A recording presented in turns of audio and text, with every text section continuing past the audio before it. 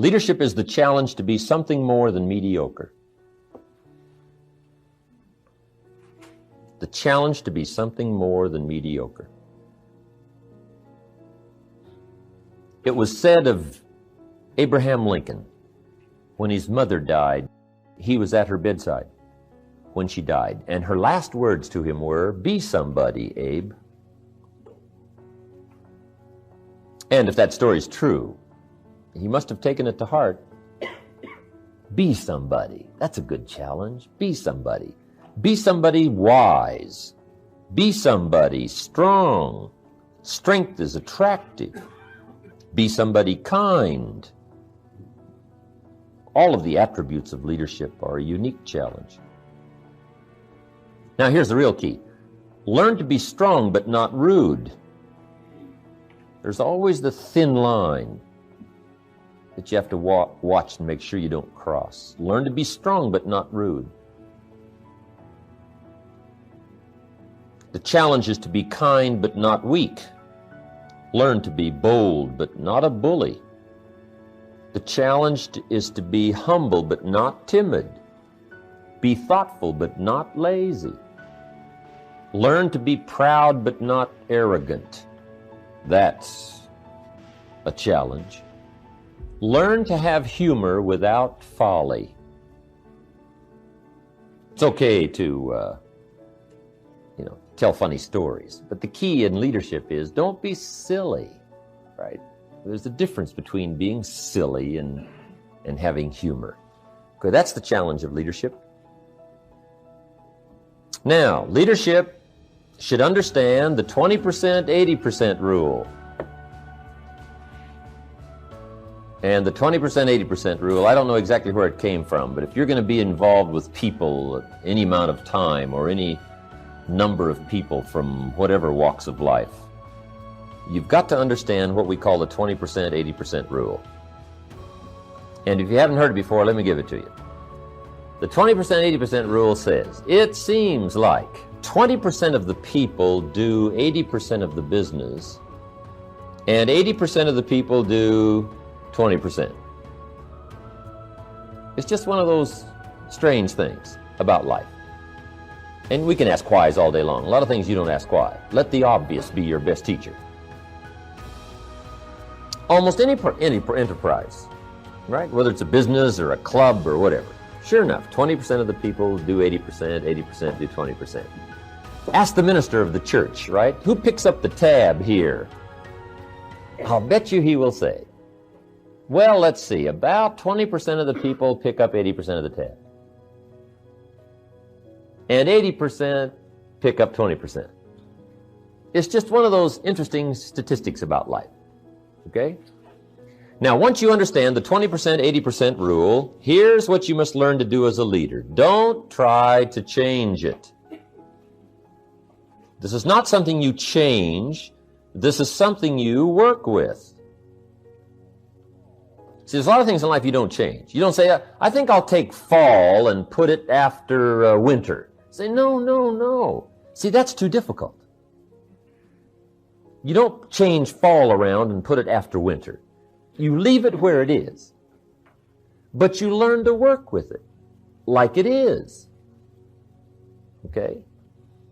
The best beginning for any successful venture is reality. Let's figure out how it really is. And not kid ourselves. And not wish it was different. Okay, so we take the 20%, 80% rule like it is, and we learn to work with it. Now, here's some of the key points in understanding the 20%, 80% rule. If you wish to affect your business 80%, you must work with the 20%. It's just one of those things you just learn to work with. To affect your business 80%, you work with the 20% that are creating 80% of the business. Now, let me give you a unique part of life. The pull is in the opposite direction. And it always is. Here's what success is. Success is learning to move in the opposite direction of the normal negative pull. Success is just overcoming the normal negative downward trend. Because I guess that's what life was meant to be. Overcoming the normal negative downward pull. Success is moving in the opposite direction. Life that springs from the seed really is moving in the opposite direction. Gravity wants to pull the seed down, but sure enough, the seed being pulled down by the soil takes root, comes to life, right? Comes to life, takes root, starts to grow, and which way does it grow? Up, right? It gets the roots and the nourishment, but it grows up. It pushes its way against gravity, right? It moves up, and that's what success is, that's what life is, of movement in the opposite direction. So, guess who wants 80% of your attention? The wrong percentage. The 80% of whatever enterprise you're working with, you got a group of people going, 80% of them want 80% of your time. They say, well, we're the 80%. But see, you've got to learn to resist that. Now, you do it diplomatically, you do it with intelligence, but if you want to be successful, you got to do it. Okay? You've got to give 80% of your time to the 20% and 20% of your time to the 80%. Somebody says, well, now how do you do that? Well, now here's where you got to get smart. Here's what I learned to do with the 20%, 80% rule. I learned to give the 20% individual time and the 80% group time. I just figured that out. Right? Say, well, these 80% are only producing 20% of the business. So I've got to figure out a way to talk to them by groups. Now I can talk to an individual that's doing the high production, but I can only talk to the groups in these collection of people that are doing the small production.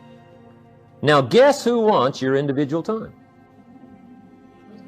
The wrong percentage.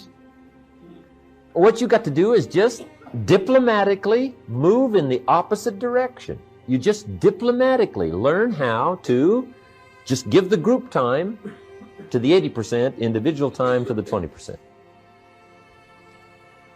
Now, this is not something you fight, it's something you work with. Guy says, oh, I got it made, here's what I will do.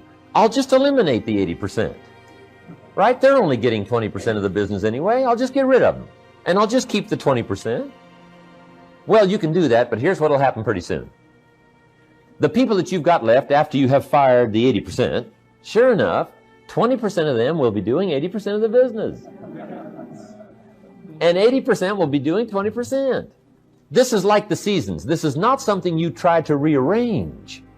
This is something you get smart enough to work with. Now, every leader must have some listening time to what's going on in the field, what's happening with the people. Here's what you must do with your listening time. You must give 80% of your listening time to the 20% and 20% of your listening time to the 80%. Now, guess who wants 80% of your listening time? The wrong percentage. So you just have to learn to be diplomatic. Okay? It's incredible. This is something you learn to work with and not against. Now, what you do is just learn to capitalize on the way things are. To create the market, most people buy when it's high and sell when it's low.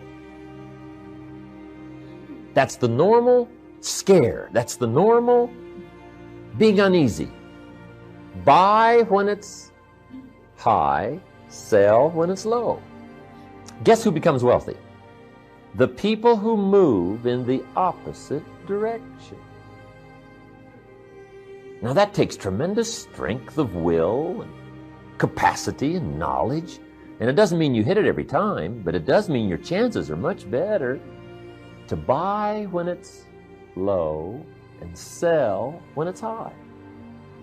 Right? That's what success is. Success is moving in the opposite of the normal negative downward pull. But what's unique about human enterprise is unique things can be accomplished by understanding the world setup, understanding how people are, and learning how to work with it and not against it.